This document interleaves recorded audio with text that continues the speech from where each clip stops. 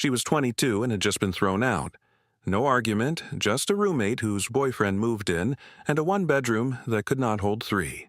And with $10 and her grandmother's brass hand sieve in her canvas bag, she bought an old grain elevator office on the railroad tracks in central Kansas in a stretch of McPherson County that had not seen a working grain scale since 1972. The clapboard had faded to bone. The loading dock had buckled. But what nobody knew was that hidden in the scale room of that old elevator was something that would change her life forever. Before we continue, if stories like this mean something to you, hit subscribe. And tell us in the comments where you're watching from. We love seeing how far these stories travel. Ray Lindgren had grown up with wheat in her hands. Not flour, not the finished product, the white powder in a bag, but the kernel itself, the small, hard, golden grain that a person could hold between her thumb and forefinger and roll slowly and feel the husk and the endosperm and the germ inside, and know, by the feel of it, whether the wheat was hard or soft, dry or damp, sound or damaged. Her grandmother had taught her to read a kernel the way other grandmothers had taught their grandchildren to read a clock or a compass, or the color of the sky before a storm, as a single small object that contained, if you knew how to feel it, everything you needed to know. Her grandmother's name was Elsa Lindgren, and she had been a grain buyer at the Inman Farmers Cooperative Elevator in Inman, Kansas for 36 years. Elsa had been the person who stood at the scale house window when the farmers pulled in with their trucks during harvest, and who took a sample from each load with a brass hand probe, and who graded the wheat by hand, by sight, by feel, by smell, by the specific weight of a measured volume poured into a brass test-weight kettle, and who told the farmer what his wheat was worth. The grade determined the price. Number 1, hard red winter, paid top dollar. Number 2, paid less. Number 3, paid less still. And the grade was determined not by a machine but by a person, by Elsa, who had graded wheat by hand for 36 years and who had been, according to every farmer in McPherson County, the fairest grader in the state of Kansas because Elsa's grades were never wrong. And Elsa never favored one farmer over another, and Elsa never rounded up or rounded down. The grade was the grade. The wheat told her what it was, and she told the farmer what the wheat had told her, and the farmer accepted it because Elsa had earned, across 3 decades, the specific trust that can only be earned by a person who tells the truth about wheat. Elsa had been born in 1932 on a wheat farm outside the town of Inman, the daughter of a Swedish immigrant farmer named Gustav Lindgren, who had homesteaded a quarter section, 160 acres, of McPherson County prairie in 1907 and who had planted hard red winter wheat on every tillable acre. Because Gustav had understood, from the day he stepped off the train in Kansas, that the deep black prairie soil and the dry continental climate and the cold winters and the hot summers were exactly the conditions hard, red winter wheat had been bred for, and that a man who planted the right crop in the right soil in the right climate could make a living, and a man who planted the wrong crop could not. Gustav had sold his wheat at the Inman elevator every harvest from 1908 until his death in 1959. 51 harvests, each one weighed on the platform scale and graded by the buyer at the window and paid by the bushel at the posted price. The elevator had been the center of the community. It was where the farmers came during harvest.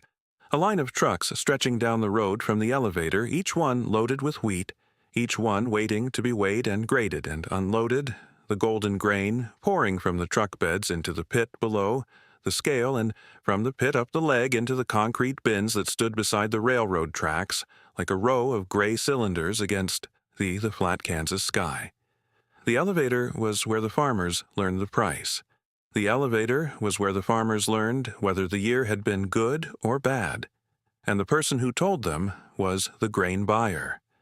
Elsa had gone to work at the elevator at 18 in 1950, hired by the elevator manager, a man named Mr. Rempel, to sweep the office floor and file receipts. Mr. Rempel had noticed, within Elsa's first harvest season, that the girl could grade wheat by hand faster and more accurately than his senior buyer, a man named Ott Friesen, who had been grading for 20 years. Mr. Rempel had tested her. He had set 5 samples on the counter, each one a different grade from number 1 to feed grade, and had asked Elsa to rank them. Elsa had picked up each sample, rolled a kernel between her fingers, smelled it, poured a handful into the test-weight kettle, and ranked all 5 correctly in under 2 minutes. Ott Friesen had taken 4 minutes and had missed 1. Mr. Rempel had looked at Elsa over his glasses and said, "Your father grows good wheat, but you read it better than he grows it." Mr. Rempel had trained Elsa across 2 years, teaching her the full grading system, the test weight that measured density, the moisture probe that measured water content, the dockage tester that separated foreign material from clean grain, and the hand sieves that sorted kernels by size. But the core of the grading had always been the hand. The rolling of a single kernel between the thumb and forefinger, feeling the hardness of the endosperm, the tightness of the husk, the absence or presence of sprout damage or heat damage or insect damage. A machine could measure weight and moisture. Only a hand could feel the quality. Elsa's hand could feel it.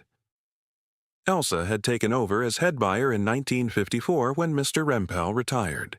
She had run the elevator's buying operation for the next 36 years, from 1954 until the elevator closed in 1990. 36 harvests, each one a 6-week marathon of 12-hour days standing at the scale house window grading wheat, while the trucks idled in line and the dust hung in the air, and the temperature inside the scale house reached 110 degrees in late June. Elsa had told Ray stories from the window the way certain grandmothers tell trade stories, not as nostalgia, but as instruction. She told Ray about the drought harvest of 1974, when the wheat came in shrunken and light, test weight barely 56 pounds per bushel instead of the standard 60, and every farmer in the county knew his grade was going to be low, but nobody wanted to hear it. And Elsa had stood at the window for 6 weeks telling one farmer after another that his wheat was number 3 or feed grade, and the farmers had been angry, not at the drought but at the number, because the number made the drought real. A farmer named Harms had argued. He had said his wheat was better than number 3. Elsa had poured a handful of his wheat into the test-weight kettle and said, "Mr. Harms, this wheat weighs 55.5 pounds per bushel. Number 2 starts at 58. I cannot make 55.5 into 58. The scale cannot lie, and I will not." Harms had looked at her and then looked at his wheat and then looked at the sky and said, "It's not your fault, Elsa." Elsa had said, "No, sir, it's not. It's the sky's fault. I just read what the sky wrote." She told Ray about the bumper harvest of 1981, when the wheat came in so heavy and clean that Elsa had graded 43 consecutive loads as number 1 hard red winter, the best grade, and Mr. Friesen, the elevator manager by then, had come out of his office and said, "43 in a row! That's never happened." Elsa had said tight, "The wheat is what it is. I don't grade it up in bad years, and I don't grade it down in good years. 43 loads of number 1 is 43 loads of number 1. The farmers had celebrated that harvest. They had brought Elsa a cake at the end of the season with the number 43 on it, and Elsa had eaten a slice at the counter and said, "Don't thank me. Thank the rain." Elsa had graded every load that came through the elevator for 36 years. She had never taken a sick day during harvest. She had never left the window before the last truck was unloaded. And she had never, not once in 36 years, had a farmer dispute her grade. Elsa had also known every farmer in the county by name, not just the current farmers, the fathers and the grandfathers, the men who had brought their wheat to the elevator since Gustav's time. Elsa had kept a grain ledger, a large leather-bound book in which she recorded, for every load, the date, the farmer's name, the crop, the gross weight, the tare weight, the net weight, the grade, the moisture, the dockage, and the price per bushel. The ledger was the financial history of McPherson County agriculture, written 1 truckload at a time. Elsa had filled 14 ledgers across 36 years.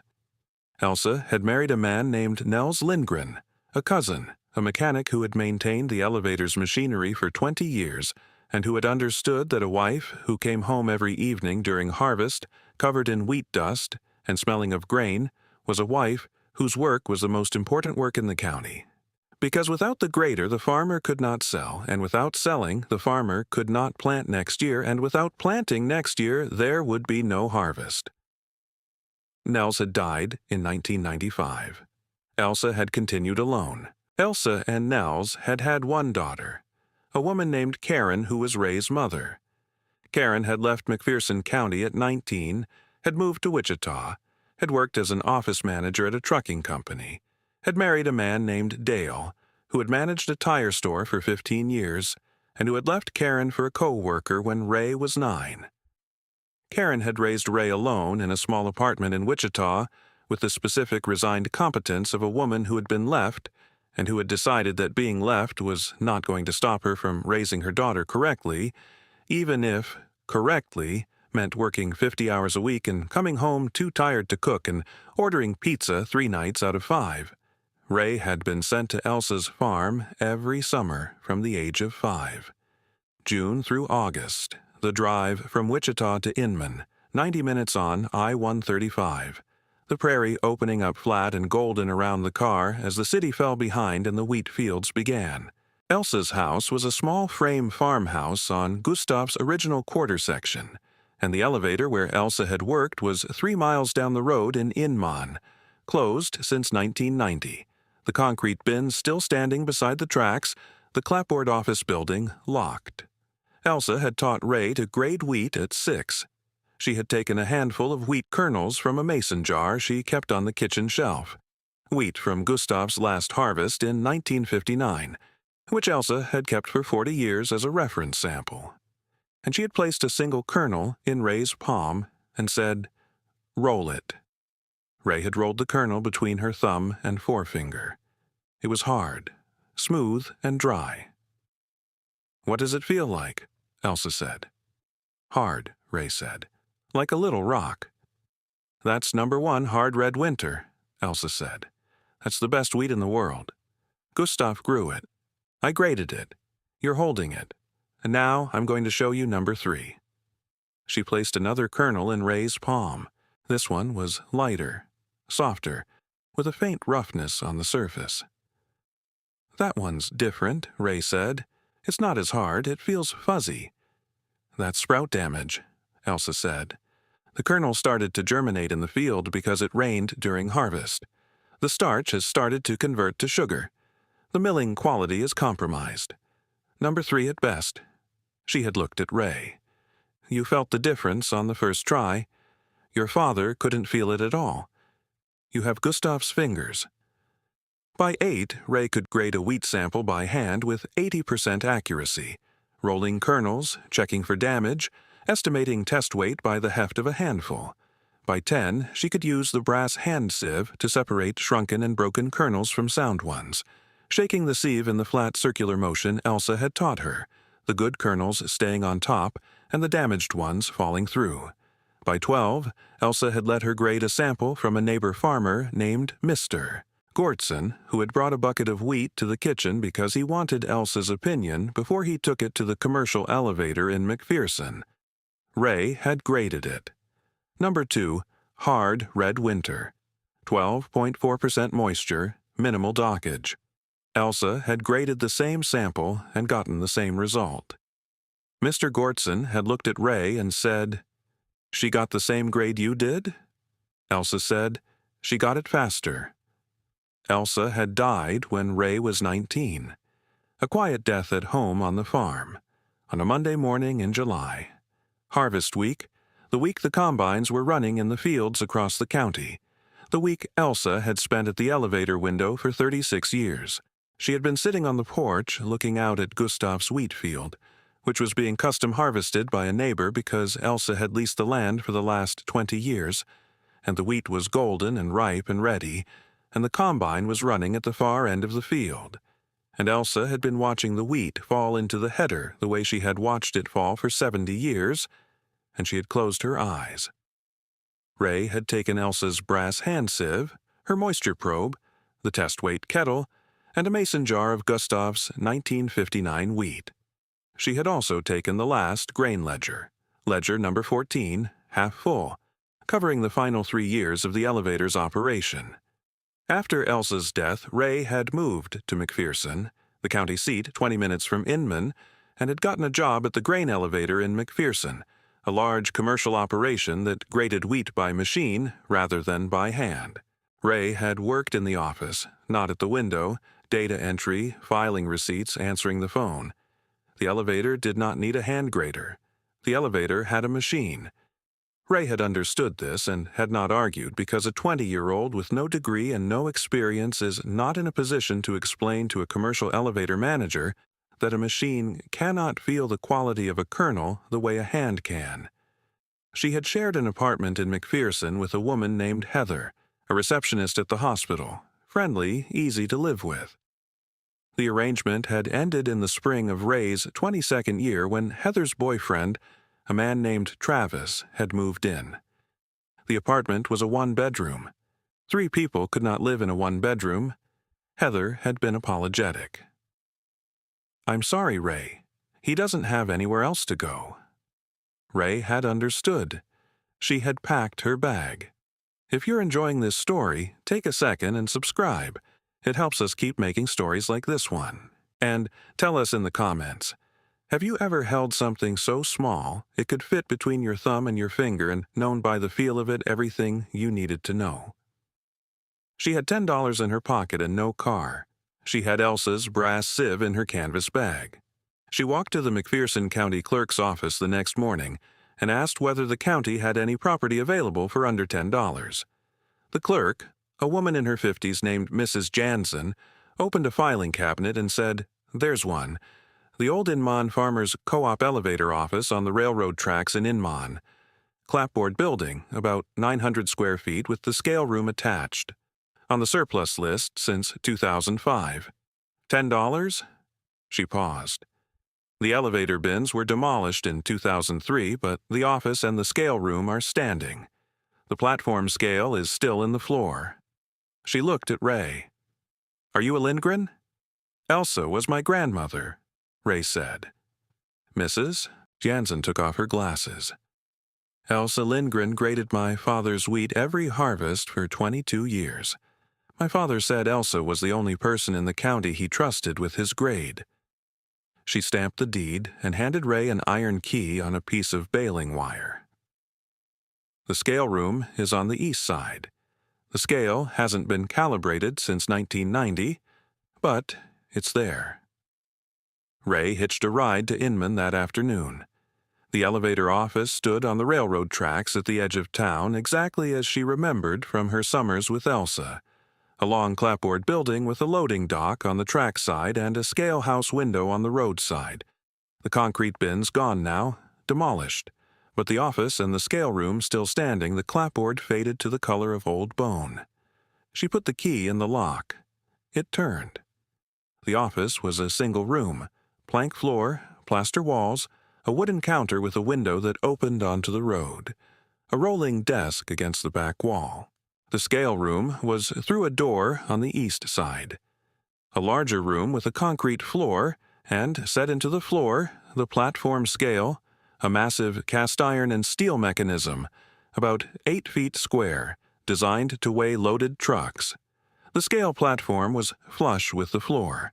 The beam and the balance weights were on a steel post at the side of the platform. The mechanism was dusty but intact. Beneath the scale platform, accessible through a steel access panel in the floor beside the beam post, was the scale pit, a shallow concrete chamber about 3 feet deep where the scale's counterweight mechanism was housed. Ray had known about the scale pit because Elsa had shown it to her when she was 10, during a summer visit to the elevator. "The pit is where the truth lives," Elsa had said. "The scale tells you what the load weighs, but the pit is what makes the scale honest. If the pit is dirty, the scale lies." Ray opened the access panel and climbed down into the pit. The counterweight mechanism was rusted but intact, and at the back of the pit, Behind the counterweight housing, set against the concrete wall, was a wooden box wrapped in oilcloth. Inside the box, a leather tool roll containing a matched set of grain grading tools.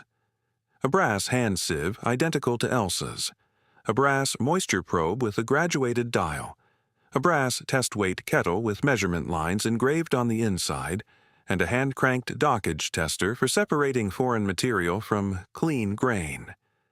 Beside the tool roll, a heavy canvas pouch, and beneath both, a thick leather-bound ledger.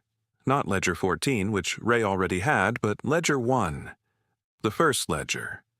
The record of every load graded at the Inman elevator from its opening in 1926 until 1936. Gustav Lindgren's name appeared on the third page. The canvas pouch held gold coins, 32 Liberty Quarter Eagles, dated between 1926 and 1972. The coin dealer in McPherson valued them at approximately $20,000. Tucked inside the front cover of Ledger, one was a folded letter. To whoever finds this scale pit. My name is Elsa Lindgren. I have graded wheat at this elevator from 1954 until today, the 15th of September, 1990. The elevator is closing. The machines in McPherson have made the hand grader unnecessary. I am leaving my grading tools and my savings in the first ledger in the scale pit, because the pit is the driest and most level place in an elevator, and because the tools belong where the weighing was done. The ledger is the record of the first 10 years. Every farmer who brought wheat to this elevator is in this book. My father Gustav is on page 3. The tools are what I used to read the wheat. The gold is what I saved. Use it. Grade something. Elsa Lindgren, Grain Buyer. September 15th, 1990. Ray read the letter twice. Then she opened Ledger 1 to the third page and found Gustav's name. Gustav Lindgren, HRW, 62 pounds test weight. Number 1, 11.8% moisture, June 22nd, 1926. She ran her finger down the column of names on the page. Gustav, and below him, Rempel, and below him, Friesen, and below them, a dozen more, the farmers of McPherson County in 1926, each name written in the hand of the buyer who had graded their wheat. She did not cry, and she did not speak. She simply ran her finger down the names, reading them one at a time, the way a person reads the names of people she has never met but whose work she has inherited. She said quietly to the scale pit and the platform scale and the office above, "Thank you, Elsa. I will grade something." The next morning she hitched a ride to McPherson and deposited the coin dealer's check at the bank on Main Street. She opened a checking account and walked out into the September light. The following week, she bought a used truck, a 1999 Chevy S10 with 184,000 miles and a cracked dashboard, from a retired farmer in Moundridge for $1,600. The first month was the scale. The platform scale had not been calibrated since 1990, and the bearings and knife edges that allowed the beam to move freely had seized with 32 years of rust and dust. Ray spent 3 weeks on her hands and knees in the scale pit, cleaning and oiling each bearing by hand with a wire brush and a can of penetrating oil, working one pivot point at a time until the mechanism moved smoothly. She bought a set of certified test weights from a farm equipment dealer in Newton for $65. The dealer, a man named Mr. Hebert, gave her a discount when she told him what she was doing and said, "Elsa Lindgren's granddaughter calibrating the old Inman scale. My father sold Elsa that scale in 1954. He'd want you to have the weights at cost." She made the office livable in pieces. She bought a folding army cot from the thrift store in McPherson for $14 and set it against the south wall, beneath the scale house window, so she could lie in the dark and see the road where the trucks had once lined up during harvest. She found a small cast-iron wood stove at an auction in Lehigh for $30, a box stove, plain and sturdy, and Mrs. Jansen from the clerk's office drove out to Inman on a Saturday morning with a length of stovepipe her husband had found in their garage. Mrs. Jansen helped Ray run the pipe through a hole she cut in the clapboard wall, and while they worked, Mrs. Jansen told her about the harvest she remembered as a girl, the line of trucks on the road, the dust in the air, Elsa at the window. "My father used to say harvest wasn't real until Elsa graded the first load," Mrs. Jansen said. "Until Elsa said the number, nobody knew what the year was worth." The first fire she lit in the box stove, dry hedge-post splits from a fence row behind the elevator, filled the office with a clean, dry warmth that smelled of Osage orange and old plaster, and the warmth traveled through the plank floor and up the plaster walls and settled into the wooden counter and the rolling desk, and the room felt, for the first time in 32 years, like a room a person worked in rather than a room that had been abandoned. Ray sat on the cot and watched the firelight move across the counter and the window and the door to the scale room and thought, Elsa stood at that counter for 36 years. The trucks pulled up to that window. The wheat poured through that pit. Every harvest for 36 years. This room was the busiest room in the county for 6 weeks every summer, and now it is the quietest, and both of those things are the same room. She set Elsa's photograph on the counter beside the window. Elsa at the scale house in 1978, brass sieve in her hand, wheat dust on her shoulders, the line of trucks visible through the window behind her. She placed both brass sieves, Elsa's and the one from the scale pit, on the counter, side by side, and she placed the mason jar of Gustav's 1959 wheat beside them, and she hung ledger 1 on an iron nail on the wall above the counter, open to page 3, Gustav's first entry. The counter looked like a small museum of grain grading.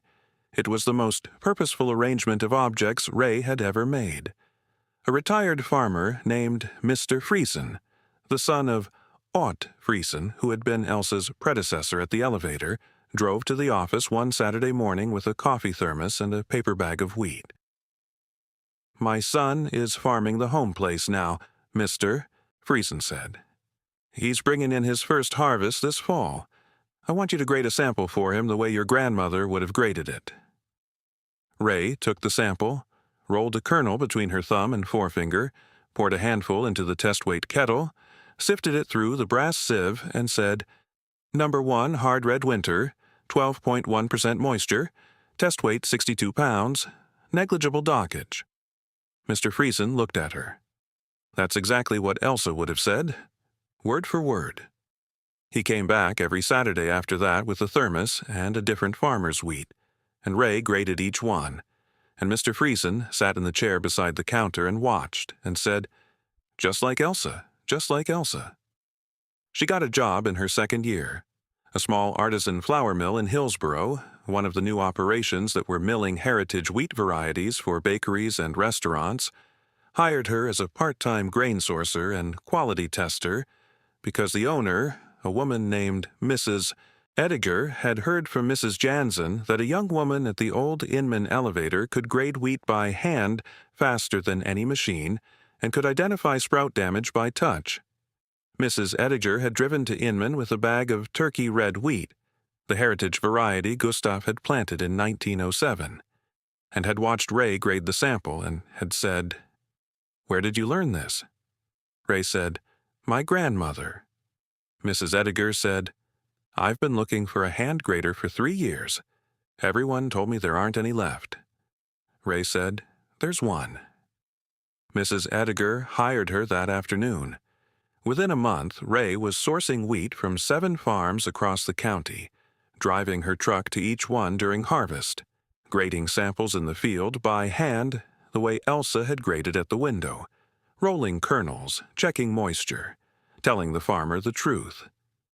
The farmers trusted her. The farmers trusted her because she was Elsa's granddaughter, and Elsa had never lied about wheat, and neither would Ray. On a clear evening in late September of her 25th year, Ray sat on the loading dock of the elevator office and watched the last copper light fade across the McPherson County prairie.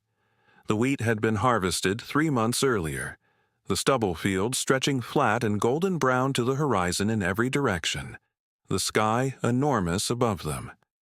The railroad tracks beside the loading dock ran straight east and west, disappearing into the prairie on both sides, the same tracks the grain cars had traveled when the elevator was running, carrying McPherson County wheat to the mills in Kansas City and Minneapolis. She thought about Gustav, who had stepped off a train in Kansas in 1907 with the knowledge that this soil and this climate were right for the wheat he intended to grow, and who had grown it for 51 years. She thought about Elsa, who had stood at the scale house window for 36 years, grading wheat by hand, one kernel at a time, telling each farmer the truth about his crop. And she thought about Mr. Rempel, who had set 5 samples on a counter and had found in an 18-year-old girl the hand he had been looking for. That's the thing about the trades our grandmothers teach us. We do not always know when we are 6 years old and rolling a wheat kernel between our thumb and forefinger on a summer afternoon that the rolling is itself the trade. We learn it slowly, summer by summer, kernel by kernel. And then, 3 years after the old woman dies, we climb down into a scale pit and find the tools she used, and we understand what she had been teaching us. She had been teaching us to feel what a machine cannot feel. She had been teaching us that the quality of a thing is not in its weight or its moisture or its price per bushel. The quality is in the kernel. And the only instrument that can read the kernel is the hand. Ray Lindgren was 22 years old and thrown out. She had $10 to her name, and she spent it on an old grain elevator office on the railroad tracks in central Kansas. It was the best $10 she ever spent. If this story moved you, share it with someone who needs to hear it. And if you loved it, we have something special for you. 12 brand new stories, never released on YouTube, only available to the people who support this channel directly. Each one a full Quiet Road story, just like this one. There is also a full audiobook available for the people who want to listen to all 12 in one place. You will find the link in the bio. We poured our whole hearts into these, and we made them for the people who truly listen. Thank you for being one of them. See you on the next Quiet Road.